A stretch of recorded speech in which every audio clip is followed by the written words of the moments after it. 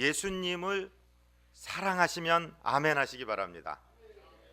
하나님 사랑하시면 아멘 하시기 바랍니다. 예수님의 십자가의 공로에 감사하시면 아멘 하시기 바랍니다. 성령님을 사모하시면 아멘 하시기 바랍니다. 아멘. 네. 예수 믿고 구원 얻은 성도들에게는 하나의 사명이 주어지는데 복음을 전하는 것입니다. 예수의 생명의 복음은 내 안에 머무를 수가 없습니다. 이건 흘러가야 됩니다. 차고 넘쳐야 됩니다. 교회가 무엇하는 곳일까요? 하나님께 예배하는 사명. 그 다음으로 중요한 것은 복음을 전파하는 사명입니다. 나는 예수 믿는데 이상하게 기쁨이 없어요. 내가 예수 믿는데 나는 옛날에는 굉장히 기쁜 마음으로 참 신앙생활했고 교회 생활했고 교회 오는 발걸음이 가벼웠는데 요즘에는 내가 교회를 왜 가는지 모르겠어요. 어떤 분이 그렇게 물어보더래요. 우리 교회 식구는 아닙니다. 교회를 왜 가야 되는지 모르겠어요. 가기는 가는데. 여러분 혹시 그런 생각이 혹시 드신다면 하나만 점검해 보시면 됩니다. 내가 언제 전도했었나? 내가 언제 다른 영혼을 붙들고 하나님 이 영혼 예수 생명 얻게 해주세요, 구원받게 해주세요 하고 기도하며 그에게 복음을 전했는가 생각하면은 답은 금방 나와버립니다. 대전에 아주 귀한 우리 후배 목사님 한 분이 계신데 그분은 학부에서 서울대 졸업하시고 서울신대 하시고 또 예일 가셨다가 또 드루라는 데서 교회사로 PhD를 하셔갖고 지금 신학교에서 교회사 가르치시면서 또 교수님만 하시는 게 아니라 작은 교회 개척하셔갖고 작은 목회를 하세요.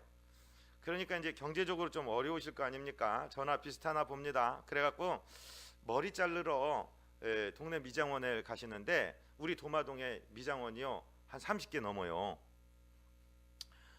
남자들 머리 자르면 7,000원, 8,000원 이렇게 받습니다. 좀 고급스러운 데는 막 돈 10,000원 받기도 하고 그렇습니다. 그 목사님도 그런가 봐요. 그런데 사모님이 좀 입이 나와서 투덜투덜 하시더래요. 목사 사모로 사는 게 힘드니까. 그것도 개척교회 목사님이시니까. 그래서 그분 표현에 의하면 이건 뭐 예수 믿는 사람들이 쓰면 안 되는 표현이지만 지름신이 강림을 하셔서 지름신이 뭔지 아세요? 돈 확 쓰는 거 지른다 그러잖아요. 지른다 그래갖고 사모님하고 따님 두 분 데리고 당신하고 저 둔산에 알자 들어가는 아주 유명한 머리 잘 깎는다는 미장원에 갔대요. 갔더니 여기 동네에는 그냥 어서 오세요 그런 소리도 안 하고 그냥 펑퍼짐한 아주머니가 머리를 잘라주시는데 거기는 그냥 막 완전히 TV에 나오는 사람 같이 생긴 예쁜 젊은 분들이 막 어서 오시라고 그러고 여기 앉으시라고 그러고 차도 주고 막 과자도 주고 그리고 이 자기네 동네 미용실에는 이렇게 TV 하나 큰 거 놓고 다 같이 보는데 거기는 막 개인별로 모니터가 하나씩 있어서 자기가 보고 싶은 거 막 다 보고 그래서 그분이 배시성을 가진 목사님이신데 배용준 윤사마 하나 나오겠구나 생각하고 막 기대를 잔뜩 하고 머리를 잘랐대요. 그리고 눈을 딱 떴더니 자기 앞에 호섭이가 하나가 있더래. 거울에. 많이 웃었어요. 이게 무슨 소리냐면 미용실 뭐 하러 가요? 커피 마시러 가요, 과자 먹으러 가요, 이쁜 여자 보러 가요, 머리 자르러 가는 거예요, 헤어스타일 하러 가는 거예요. 사랑하는 성도 여러분, 교회 뭐 하러 오세요? 점심 잡수러 오세요? 아니면은 뭐 이쁜 사람들 구경하러 오세요? 교회 주차장이 잘 돼 있고 예배당이 멋있고 음향 시설이 좋고 뭐 그냥 그런 거 보러 오십니까? 아닙니다. 예수 생명의 복음 듣고 구원받으려고 오는 거 아닙니까? 아멘. 그게 교회의 사명이에요. 펑퍼짐한 아주머니가 잘라도 머리만 잘 자르면 돼요. 아멘. 식당이요 맛만 좋으면은요 뭐 시설이 어쩌고 주차가 어쩌도요 몇 시간씩 차 타고 와서 밥 먹고 가잖아요. 우리 교회가 예수 생명의 본질을 전하는 교회 되시기를 주님 이름으로 축복드립니다. 교회는 건물이 아니에요. 교회는 목사가 아니에요. 교회는 우리 전체 우리 성도들 예수 그리스도 이름으로 구원받아서 세상 밖으로 불려나온 사람들의 모임, 예수님을 하나님의 아들로 살아계신 하나님의 아들로 그리스도로 인정하는 사람들의 모임이 교회인 줄로 믿습니다. 오늘 이 고린도전서 짧은 두 구절의 말씀을 통해서 은혜를 받으려 하는데 바울은 자기가 2차 전도 여행 때 개척해 놓은 고린도 교회 거기서 1년 반을 목회했습니다. 로마에서 그 당시의 황제인 클라우디오가 유대인들 다 나가라. 그래서 로마에서 추방을 받아서 아가야 지방 고린도 지역으로 온 브릭스길라와 아굴라라는 분들을 만났어요. 거기서 직업이 같아요. 그들이 뭐냐면 직업이 있었습니다. 텐트를 만드는, 장막 만드는 일, 그걸 텐트 메이커라고 하는데, 그래서 그 직업을 같이 가지면서 고린도에 있는 유대 회당에 들어가서 가르치고, 유대 회당에는 하나님을 두려워하는 경건한 이방인들과 유대 자손들이 있었는데, 여러분들이 믿고 기다리던 그 메시아가 바로 예수님입니다. 복음 전에서 그들을 교회로 개척을 했어요. 그래서 바울이 고린도 교회의 개척자가 되고, 자기는 선교사니까 또 떠나서 이제 고린도 교회에 많은 문제가 발생했다는 소리를 듣고, 즉 개바파, 나는 베드로파요, 나는 바울파요, 나는 말씀 잘 가르치는 아볼로파요, 나는 그중에 제일 고약한 것이 그리스도파라고 그랬는데, 당신네들이 아니고 우리는 그리스도만 믿는 파요, 이러면서 아주 그냥 네 개로 나뉘어져서 교회가 엉망이 되어 있고, 고린도라는 곳이 항구 도시다 보고 또 돈이 많이 돌아가고 여러 인종이 섞이다 보니까 이방의 우상들이 많이 들어와 있고, 또 철학적으로 아주 타락돼 있고, 그 수사학이 발달돼 있어 학문도 발달돼 있고 정치적으로도 중요했지만은 동시에 매우 혼잡한, 아프로디테 신전이 있는데 그 신전에 여자 제사장들이 1000명 있는데 그게 다 창녀들이었단 말이에요.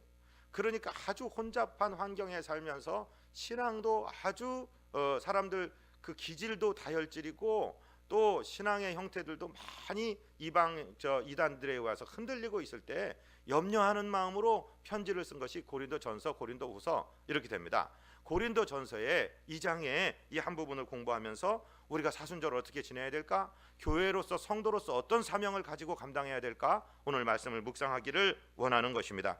자, 고린도전서 2장 1절을 우리 다시 한번 받들어 읽습니다.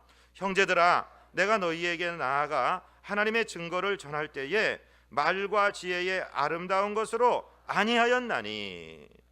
형제들아, 다시 고린도에 있던 성도들을 생각하면서 내가 너희에게 나가서 전한 것이 뭐냐, 하나님의 증거였다, 이렇게 말하고 있습니다. 하나님의 증거라는 말은 영어로 statue라는 말인데 비밀이라는 뜻입니다. 이것은 다시 말하면 복음인데, 복음이 도대체 뭐냐, 예수 믿고 구원받는다는 것이 복음입니다.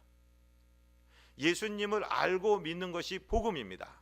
그런데 이건 매우 비밀스러운 것입니다.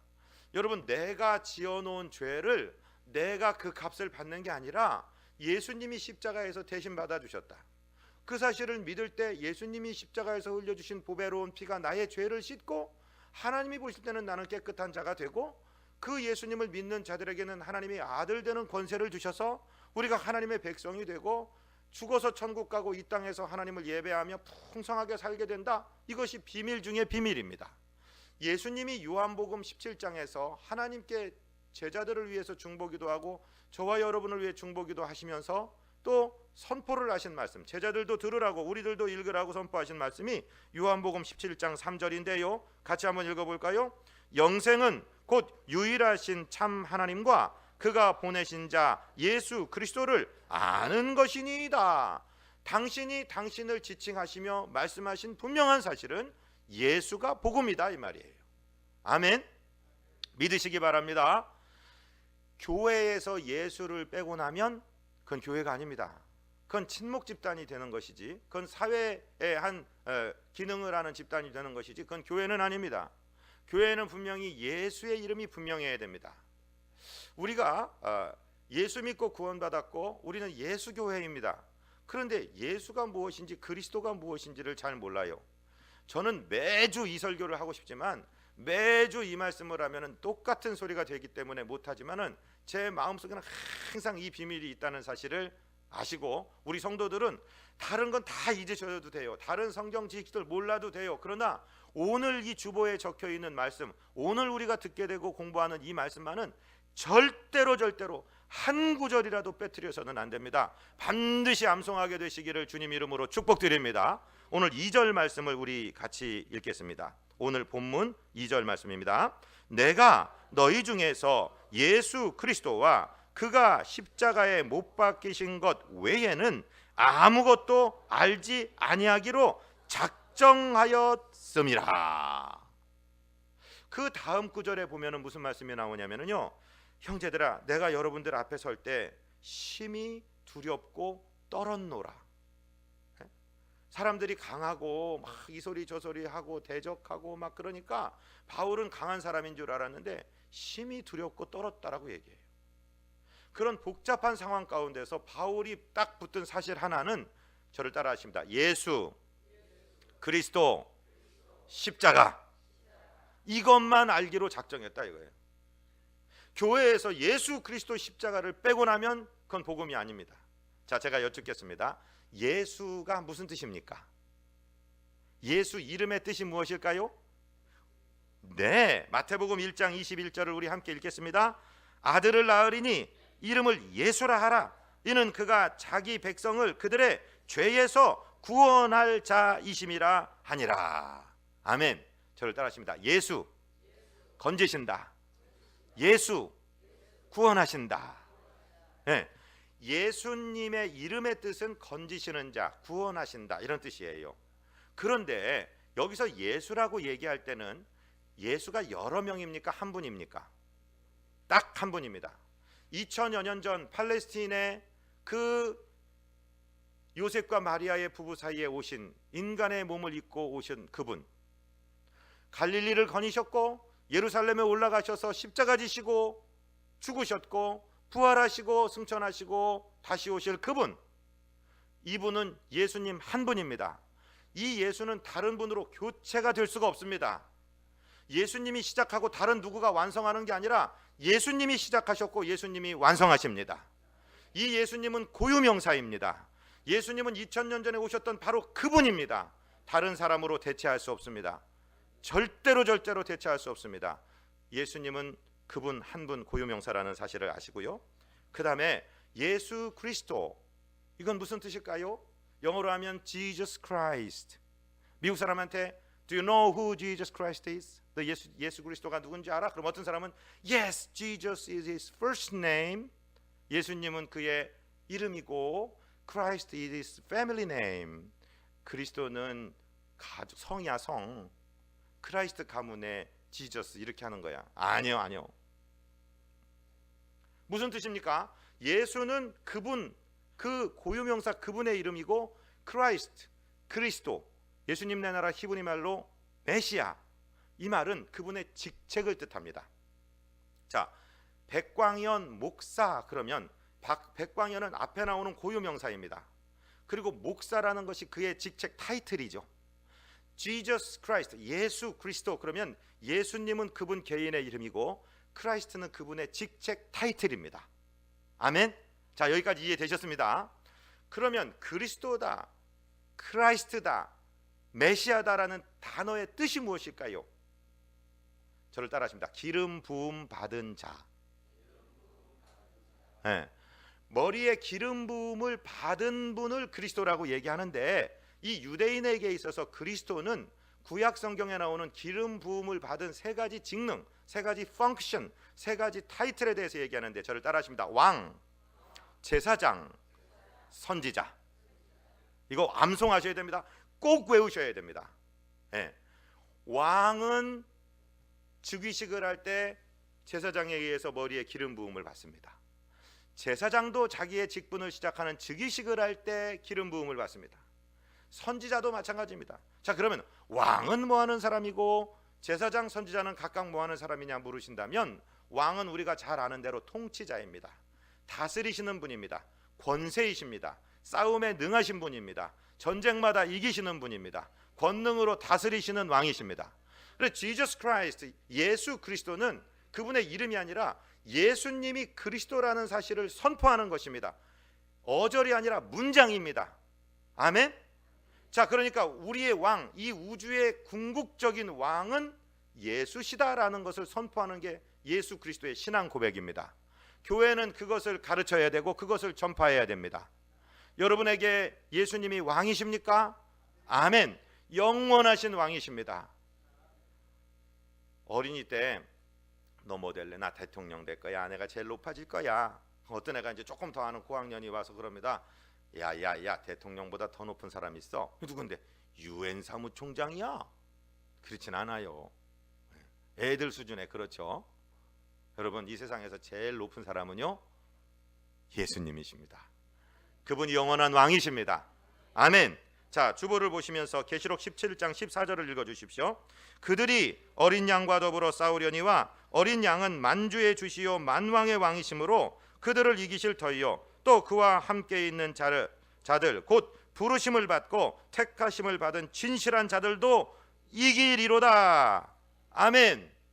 예수님은 만왕의 왕이요 만주의 주이시기 때문에 이기십니다. 궁극적으로 지금은 이 사람이 잘났고 저 사람이 잘났고 이 사람이 뭐 세력을 떨치지만 이 우주적으로 볼 때 마지막 이 세상의 역사를 정리하실 그 왕은 예수 그리스도십니다. 아멘. 그래서 예수님이 그리스도라고 이야기하는 것은 예수님 당신은 내 인생의 주인일 뿐만 아니라 이 우주의 주인이십니다. 왕이십니다라고 선포하는 것입니다. 두 번째, 제사장은 뭐 하는 사람입니까? 제사장이 죽이시기를 할 때 머리에 기름을 붓는다고 그랬죠. 구약 시대에 사람이 죄를 지면 사람이 죽어 마땅한데 사람을 죽일 수가 없으니까 대신 소나 양이나 비둘기를 잡아 죽이게 되어 있습니다. 죄를 지은 제주가 자의 죄기 문제를 해결받기 위해서 짐승을 가져가면 제사장이 성전 문 앞에서 심사를 해서 흠이 없으면 그 제주가 자기 죄를 전가하는 안수를 그 짐승하게 합니다. 그리고 제사장이 칼을 주면 목을 돌리고 가죽을 벗기고 각을 떠서 바치게 됩니다. 그 제물이 불탈 동안에도 그 제주는 제단의 뿔을 잡고 있어야 됩니다. 이 일을 담당하는 분이 제사장인데, 제사장은 즉 우리의 죄를 없애주시는 분이라고 해석할 수 있죠.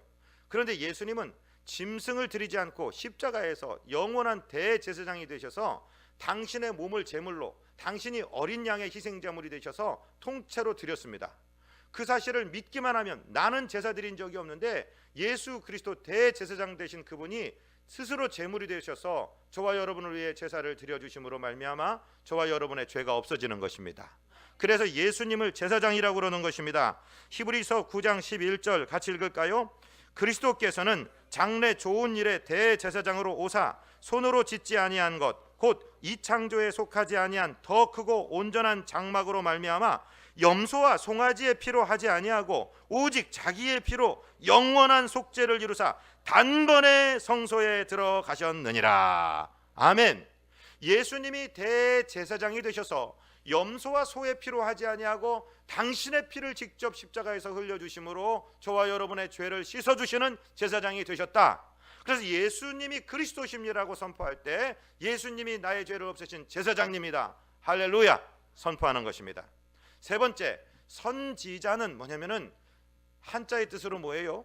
먼저 선자 알지자, 먼저 아는 분, 또 예언자, 미리 말하는 분, 이렇게 될 거예요. 만약에 하나님이 우리 은송이를 사랑하셔서 은송아 그리고 탁 나타나시면 우리 은송이 눈이 멀 거예요.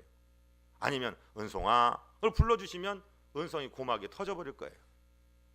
그래서 하나님이 직접 나타나지 아니하시고 당신의 아들, 당신과 본질적으로 동일하신 아드님을 인간의 몸으로 만드셔, 인간이 직접 되게 하셔서 2000여 년 전 이 세상의 역사 속에 뛰어 들어오셔서, 하나님은 우리 눈으로 볼 수 없지만 하나님이 어떤 분이시라는 것을 3년 반 동안이나 제자들과 함께 잡수시고 주무시고 여행하시고 전도하시고 병 고쳐주시고 하시면서 하나님을 드러내 주신 분, 그래서 하나님을 우리에게 알려주시는 선지자로서 예수님은 나타나셨습니다. 예수님이 선지자입니까? 아닙니까? 아멘. 그래서 예수님을 그리스도라고 그러는 것입니다. 자, 요한복음 1장 18절을 우리 주보를 보면서 같이 읽을까요? 본래 하나님을 본 사람이 없으되 아버지 품속에 있는 독생하신 하나님이 나타내셨느니라. 아멘. 그래서 이 세 가지 직능의 사람이 즉위식을 할 때 기름을 붓는데, 예수 그리스도, 그러면 2000년 전에 거기 갈릴리를 거니시고 예루살렘에서 저와 여러분을 위해서 피 흘려주시고 부활하신 그분이 바로 나의 왕이요 나의 제사장이요 나의 선지자입니다 라고 선포하는 것이 신앙의 고백이라 이 말씀이죠. 교회 와서 매주에 들어야 되는 말씀이 이 말씀인데 요즘 교회는 이 말씀을 잘 전하지 않아요. 그러니까 이단들이 득실. 현대의 이 다원주의에 빠진 신신학자들은 뭐라고 하냐면 예수자를 자꾸 지워요. 예수자를. 그리스도만 자꾸 강조하는 거예요. 그리스도의 기능만 강조하는 거예요. 뭐라고 얘기하냐면 불교 믿는 나라 가서 선교하지 마쇼. 하나님이 그렇게 편협한 분이십니까? 불교 잘 믿으면 아니 등산 코스가 여러 코스가 있는데 왜 당신 예수 코스만 자꾸 얘기합니까? 등산 코스 저쪽 거꾸로 가도 되잖아요. 그들에게는 부처가 그리스도십니다. 이렇게 얘기를 해요. 이슬람 믿는 무슬림들에게는 마호멧이 그리스도입니다. 유교를 숭배하는 유교를 믿는 분들에게는 공자나 맹자가 그리스도라고요. 자꾸 이렇게 얘기를 해요. 거짓말입니다. 그건 진리가 아닙니다. 왜냐하면 공자님이나 석가님이나 이분들 참 훌륭하신 분들입니다. 어떻게 인간의 마음을 비우고 평화롭게 살 수 있느냐, 어떻게 이웃과 더불어 살 수 있느냐, 어떻게 죄를 안 짓고 살 수 있느냐, 정말 좋은 선생님들입니다. 그러나 그분들이 우리를 위해서 십자가 지신 적은 없습니다. 죄를 안 짓도록 막으실 수는 있었겠지만 죄 지은 인간을 건져낼 능력은 없다 이 말씀이에요. 죄를 없앨 수 있는 분은 우리 위에 십자가에서 피 흘려주신 예수 그리스도밖에 없습니다. 내가 곧 길이요 진리요 생명이니 나로 말미암지 않고는 아버지께로 올 자가 없느니라 말씀하신 예수님은 그분이 독선적이기 때문이 아니라 그 길밖에 구원의 길이 없기 때문에 하신 말씀입니다. 그러니까 다원주의자들은 예수자는 빼라, 그 고유명사를 빼라, 그리고 그리스도만을 얘기합니다. 진리가 아닙니다. 많은 이단들에선 얘기합니다. 예수는 시작을 했고 완성을 못했어. 우리 이만희 씨를 믿어야 돼. 우리 장길자를 믿어야 돼. 우리 문선명을 믿어야 돼. 아니에요. 그런 얘기는 성경에 쓰여 있지도 않아요. 예수님이 시작하셨고 예수님이 완성하실 것입니다. 예수님만이 우리의 왕이요 제사장이요 선지자요. 이것은 결론입니다. 변형될 수가 없습니다. 바뀌어질 수가 없습니다. 예수님만이 우리 위에 십자가를 지셨기 때문입니다. 예수님의 십자가에서 저와 여러분의 죄가 없어졌습니다. 바울이 얘기합니다. 나는 예수가 그리스도라는 사실과 그분이 십자가에 못 박혔다는 사실 외에는 알지 아니하기로 작정해버렸다. 바울이 책 많이 읽은 사람입니다. 공부 많이 한 사람입니다. 율법에 정통한 사람입니다. 헬라어와 히브리어에 능한 사람입니다. 유대인이며 로마의 시민권을 가진 사람입니다. 그러나 그가 가졌던 모든 것을 분토와 같이 배설물같이 여겼다는 것은 이 예수 그리스도를 아는 지식이 가장 고상하기 때문이라고 말씀하고 있는 거예요.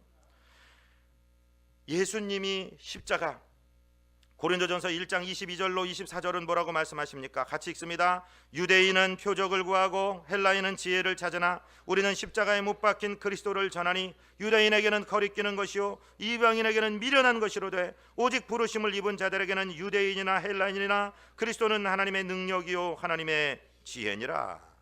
유대인들은요 늘 표적을 찾아요. 기적, 현상적으로 일어나는 이런 일도 다 일어났대, 이런 것만 찾아요. 그런 게 일어나지 않으면 선지자가 아니니까 그 사람 말은 듣지도 마라 이러면서 표적만 찾아다녀요. 그리고 그들에게 십자가는 나무에 걸려 죽는다는 것은 가장 수치스러운 것이고 우리나라 사람이 벼락 맞아 죽였다 하는 것처럼 그렇게 수치스럽게 여기는 것이기 때문에 그들은 십자가를 거리게 합니다. 그런가 하면 헬라 사람, 그리스 사람들은 늘 무슨 불교도가 나무 아래에 있다가 무슨 그 해탈 영원한 지식을 하나 딱 얻으면은 그때 이 삼사라라는 윤회의 사슬에서 벗어난다 이런 식으로 자꾸 생각을 하는데, 그래서 그리스 사람들도 밥만 먹으면 아레오바고 같은 곳에 앉아가지고서 새로운 철학이 뭐가 들어왔나, 새로운 지식이 뭐가 들어왔나, 궁극적인 지식이라는 그노시스라는 그 지식을 찾아서 계속 새로운 것을 찾고 있습니다. 그런 사람들의 눈에는 왜 강한 신이, 왜 창조주가 피조물에게 죽느냐, 그건 미련한 것이다, 그 바보스러운 거 아니냐, 이해를 못하는 거예요. 그러나 저와 여러분 구원을 얻은 하나님의 자녀들에게는 십자가는 하나님의 지혜입니다. 하나님의 능력입니다. 왜 하나님의 지혜고 능력이냐면요, 십자가에서는 하나님의 공의와 하나님의 사랑이 교차돼서 만납니다. 여러분, 공의의 하나님은 죄진 사람을 죽여야 돼요, 살려야 돼요? 죽여야 돼요. 죄를 벌하는 것이 공의입니다. 그러나 저와 여러분 71억 인구를 다 죽이실 수가 없는 겁니다. 하나님의 딜레마죠. 자, 사랑의 하나님은 살려야 됩니다. 그런데 사랑을 이루고자 하니까 하나님의 공의가 망가지고, 하나님의 공의를 이루자니까 하나님의 사랑이 망가져 저와 여러분이 다 죽어야 됩니다. 그래서 하나님 자신이 혹은 당신의 아들이 인간의 몸을 입고 직접 십자가에 달려서 하나님의 징벌을 받습니다. 예수님이 나의 하나님 어찌하여 나를 버리십니까 하고 하나님께 버림받습니다. 하나님은 철저하게 십자가에서 인간의 죄를 징벌하셨습니다. 그렇기 때문에 하나님의 공의를 이루어진 것입니다. 그런데 저와 여러분이 죽은 게 아니라 예수께서 죽으셨습니다. 그렇기 때문에 하나님의 사랑이 이루어졌습니다. 이 비밀의 장소, 이 기적의 장소, 이 복음의 장소가 바로 십자가라는 것입니다. 여러분, 십자가를 부끄러워하지 마십시오. 그 십자가에서 저와 여러분의 죄가 없어졌습니다. 그 십자가에서 저와 여러분이 하나님의 자녀가 되었습니다. 그 십자가 때문에 저와 여러분이 천국 가게 되는 것입니다. 여러분, 교회 다니면서 다 잊어버려도 오늘 들은 이 말씀만은 잊지 마시기를 바랍니다. 이 말씀이 우리를 건집니다. 이 말씀이 복음입니다. 교회에서 전파해야 될 것이 이 말씀이요, 성도들의 삶의 자리에서 전파해야 될 것이 바로 이 말씀입니다. 사랑하고 존경하는 성도 여러분, 이 말씀을 전해 주십시오. 이 말씀을 이웃들에게 전해 주십시오. 바울은 그렇게 살았습니다. 자기 모든 것 다 버려서 그렇게 살았습니다. 저와 여러분이 예수님의 은혜를 갚는 것은요, 이 복음을 전하는 것입니다. 교회가 부흥되어야 되는 이유도 바로 그렇습니다. 교회가 선교사를 보내야 되는 것도 바로 이것입니다. 여러분, 이 복음을 전하기 위해서 교회는 있어야 됩니다. 여러분, 이 사순절 기간에 주님께 감사하시려면요, 이 복음을 전하십시오. 그런데 어떻게 전해야 되느냐? 주보에 보면 고린도전서 2장 3절 4절 5절이 나왔습니다. 같이 읽습니다. 내가 너희 가운데 거할 때에 약하고 두려워하고 힘이 떨어노라. 내 말과 내 전도함이 설득력 있는 지혜의 말로 하지 아니하고 다만 성령의 나타나심과 능력으로 하여 너희 믿음이 하나님의 지혜에 있지 아니하고 다만 하나님의 능력에 있게 하려 하였노라. 아멘. 설득을 잘하고 말을 잘하고 지혜로운 말을 사용해서 전도되는 건 아닙니다. 그것은 인간의 기술이지요. 교회가 건물이 아름답고 주차가기가 편하고 접근하기가 좋아서 부흥되는다면 그건 인간의 논리입니다. 교회는요, 이 복음이 있어야 되는데 말재주로 하지 아니하고 지혜로 하지 아니하고 성령이 나타나심을 통해서 했다. 이 말씀은요, 우리가 이 말씀에 순종해서 떠듬떠듬하는 얘기지만 주의 복음을 전할 때 성령이 도와주십니다. 성령이 예수님이 그리스도이신 것을 드러내기 위해서 오신 영이십니다. 사도행전 1장 8절에 보면 오직 성령이 너희에게 임하시면 너희가 권능을 받고 예루살렘과 온 유대와 사마리아와 땅끝까지 이르러 내 증인이 되리라. 예수님의 증인 되게 하시기 위해서 성령이 오시는 것이기 때문에 우리가 투박하지만 예수 복음을 전할 때 성령께서 우리를 도와주십니다. 성령께서 우리 삶도 책임져 주십니다. 그 역사를 이룹니다. 제가요, 하나님 앞에 참 회개하는 것이, 제가 인도네시아에 있을 때는요, 그냥 기도하면은 성도들이 다 나았어요. 그냥 너무도 기적이 자연스러웠어요. 근데 왜 그러지? 왜 한국에 와서는 그런 역사가 잘 안 일어나지? 왜 이렇게 드물게 일어나지? 그런데 제가 요즘에 발견한 게 뭐냐면요, 제가 인도네시아에 있을 때는 사형리라는 전도 책자를 영어로, 한국말로, 인도네시아 말로 3권을 항상 넣고 다녔어요. 공항의 대합실에서 기다리든지 뭐 버스 터미널에서 기다리든지 하다가 누가 눈만 맞아서 인사만 하면 그 사람이 인도네시아 사람이 인도네시아 거 꺼내갖고 복음 전하고, 미국 사람이면 영어 할 줄 아는 사람이면 영어로 전하고, 우리 교포 만나면 여기서 교포를 만나니 얼마나 감사합니까 하고 복음을 전했는데 한국 와서 목회하느라고 바빠서 그걸 못했단 말씀이에요. 어느 분이 글을 쓴 거를 검색해 보니까 1년에 100명씩 하는 분들을 전도왕이라고 합니다. 전도를. 저 주한교회 나기물 목사님 목회하시는 그 교회는요, 100명 전도회 갖고는 주보에 이름이 안 올라간대요. 연말에 시상을 하는데 너무 많기 때문에 100명 전도하는 그 전도왕들의 특징을 4가지로 분석을 했어요. 첫째가 무엇이냐면, 저를 따라하십니다. 예수님 자랑, 교회 자랑, 목사님 자랑, 성도 자랑. 늘 자랑을 하고, 친구들만 만나면 우리 교회 한번 와봐, 우리 목사님 얼마나 은혜로운데, 우리 성도님들이 얼마나 좋은데. 여러분, 늘 긍정적인 말로 하시기를 주님 이름으로 축복드립니다. 복음 제대로 전하지 못해도요, 좋은 소리 자꾸 하세요. 교회가 사랑이 없느니 냉랭하니, 그런 소리는 이단자들이 하는 거예요. 우리 교회 몇 년 전에 신천지에 사람들이 들어왔어요. 그들이 들어와서 한다는 소리가 교회가 사랑이 없어, 발을 못 붙이겠어, 그런 소리예요. 왜 그래요? 교회에 자꾸 이상한 문제를 만들어 갖고 평안한 교회를 흔들려고 하는 작전이에요. 혹시 우리들 중에도 다 자기도 모르게 그런 얘기 했다면은요, 여러분 하지 마십시오. 아멘. 좋은 소리만 하십시오. 예수님 자랑하십시오. 교회 자랑하십시오. 목사 자랑하십시오. 성도님들 자랑하십시오. 우리 장로님들 자랑하십시오. 할렐루야. 좋은 얘기를 하는 거예요. 좋은 얘기. 두 번째는요, 반드시 예비된 영혼이 있다고 믿고 나가는 거예요. 적극적으로. 왜냐하면 내가 이 말을 전하면 저 사람이 어떨까. 그런데 어떤 사람은 나한테 교회 가라고 교자 한마디만 얘기하라 내가 빨리 따라갈란다 이러고 기다리는 분도 있다니까요. 물론 배척하고 거부한 분도 있지만 주님이 예비하신 영혼들이 있는 줄로 믿고 그분들이다. 그분들이 제일 잘 쓰는 단어가 이 말이에요. 저를 한번 따라 하실까? 나가면 있고 안 나가면 없다. 말하면 되고 말 안 하면 안 된다. 아멘. 그들은 그렇게 믿는 거예요. 세 번째 그들이 가지고 있는 공통점이 뭐냐면은, 저를 따르신다. 전도가 주업이고 내 직업이 부업이다.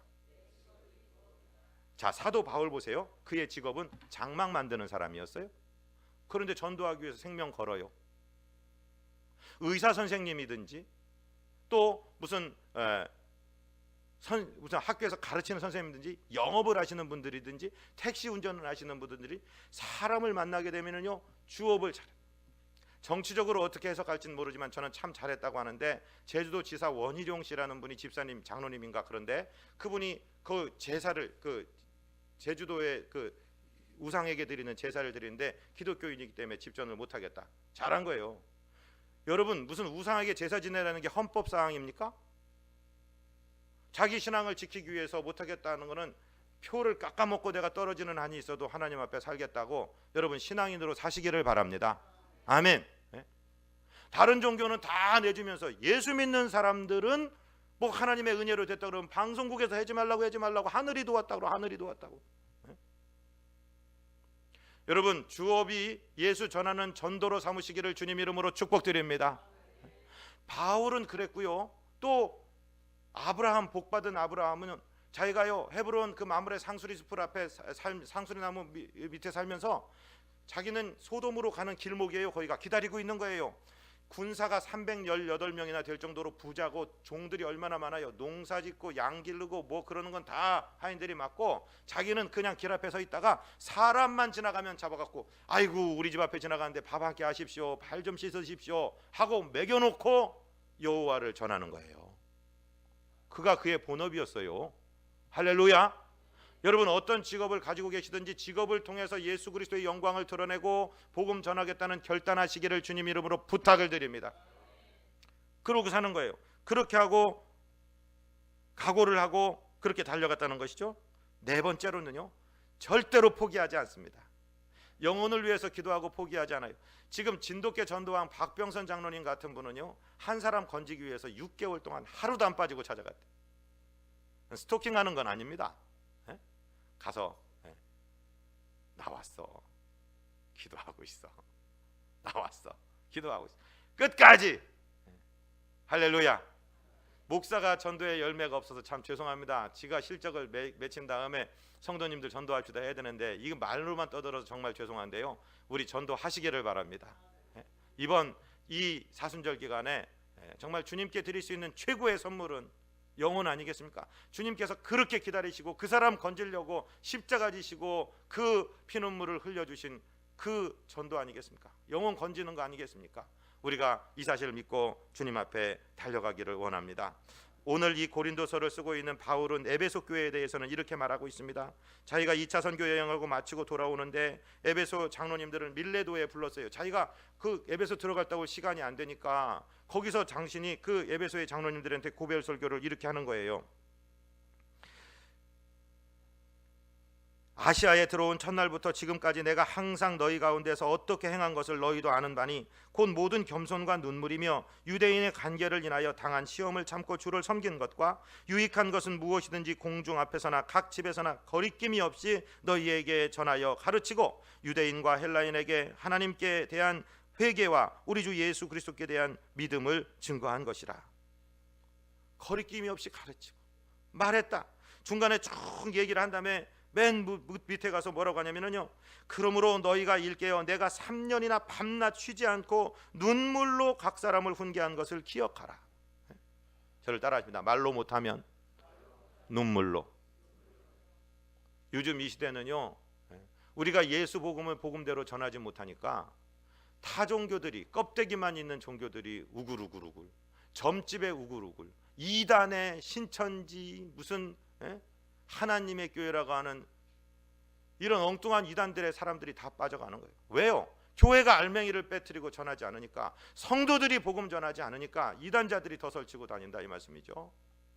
사랑하고 존경하는 성도 여러분, 오늘 아침에 도전 드립니다. 우리 하루에 한 사람씩이라도 기도하고 예수 믿으십시오. 교회 나오십시오. 구원 받으십시오. 예수님이 당신을 사랑하십니다. 한마디만이라도, 말로 못하면 눈물로라도 전하는 저와 여러분 되시기를 주님 이름으로 축복드립니다. 하나님 우리 아버지, 이 사순절 나를 위해 지신 십자가를 생각하며 내가 주님께 드린 건 무엇인가 생각하며 정말로 전도하지 못했던 우리 자신을 기억합니다. 성령 하나님, 우리를 주관하여 주셔서 주의 사랑의 도구, 생명의 도구, 복음 전하는 도구로 우리와 우리 교회를 사용하여 주옵소서. 예수 그리스도 이름으로 믿사옵고 간과옵나이다. 아멘.